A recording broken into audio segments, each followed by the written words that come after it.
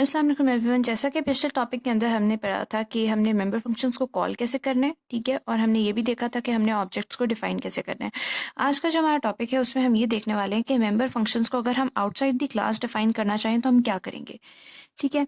अब इसके लिए बेसिकली फॉर एग्जांपल कि आपके पास एक क्लास है डिस्टेंस, ठीक है। आप कोई भी क्लास ले सकते हैं। आप यहाँ पे कह लें आपके पास एक क्लास है डिस्टेंस, ठीक है, जिसके आपके डेटा मेंबर्स जो हैं वो हैं int, feet and float inches, ठीक है। आपके पास दो डेटा मेंबर्स हैं, फीट एंड इंचेस। फीट की डेटा टाइप इंट है एंड इंचेस की फ्लोट है, ठीक है। उसके बाद आपने क्या करना है, जब आप चाहते हैं कि आप मेंबर फंक्शंस को क्लास के बाहर डिफाइन करें तो क्लास के अंदर सिर्फ आपको ऐसी एक स्टेटमेंट लिखनी होती है और फंक्शन की जो बाकी बॉडी है वो बाहर होती है। अब हम स्टेटमेंट देख लेते हैं। जहाँ यहाँ पे सबसे पहले आता है आपकी डेटा टाइप, जो नॉर्मल हमारे पास तरीका होता है। यहाँ पे आता है फंक्शन का नेम, और ये जो आर्ग्यूमेंट्स होते हैं इसके अंदर हम डेटा टाइप्स लिख देते हैं कि आर्ग्यूमेंट्स की डेटा टाइप क्या है। Like for example let's say कि आर्ग्यूमेंट्स आपने इंटीजर आर्ग्यूमेंट सेंड करने थे, तो आपने यहाँ पे लिख दिया इंट कॉमा इंट, ठीक है। फ्लोट आर्ग्यूमेंट सेंड करने थे तो आपने लिख दिया फ्लोट कॉमा फ्लोट, यानी आर्ग्यूमेंट की जो भी डेटा टाइप होगी आपने सिर्फ वो लिख देनी है। यहाँ पे दो आर्ग्यूमेंट्स हैं और दोनों की डेटा टाइप डिस्टेंस है। डिस्टेंस बेसिकली क्या है, क्लास है, ठीक है, यानी डिस्टेंस के ऑब्जेक्ट्स आप बेसिकली इसमें भेजना चाह रहे हैं। ओके, अब इसके बाद जो है हमने क्लास यहाँ पे आप कह लें कि एंड हो गई। ये सिर्फ मैं एक आपको एग्जाम्पल दिखा रही हूँ कि आपने बाहर डिफाइन कैसे करना है, ठीक है। अच्छा, अब आपकी क्लास एंड हो गई, यानी यहाँ सेमी कॉलन आ गया, क्लास आपकी खत्म हो गई। अब बाहर आपने क्या करना है वो हम देखते हैं।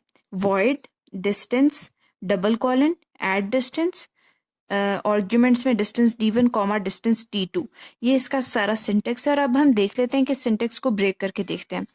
वॉइड, वॉइड क्या है, return type of the function. Like यहाँ पे जो फंक्शन की रिटर्न टाइप थी वो वॉइड थी, हमने अंदर डिफाइन कर दी क्लास की, वही हमने बाहर एज इट इज लिख देनी है। अब distance, name of the class to which function belongs. Like for example यहाँ पे ऐसा भी हो सकता था कि इस कोड के अंदर आपके पास दो क्लासेस हैं, कह लें एक क्लास ए बी थी, ठीक है। तो ये जो फंक्शन आप बाहर क्लास के डिफाइन कर रहे हैं ये किस क्लास से बिलोंग करता है, क्या ये क्लास ए से बिलोंग करता है, क्लास डिस्टेंस से बिलोंग करता है, तो आपने लिख दिया डिस्टेंस। लाइक ये फंक्शन क्लास डिस्टेंस से बिलोंग करता है।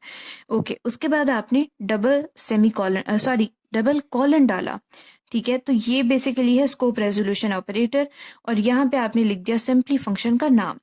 फंक्शन का नाम यहाँ पे एड्रेस था, हमने एड्रेस लिख दिया। एबीसी होता हम यहाँ पे एबीसी लिखते हैं, वट एवर।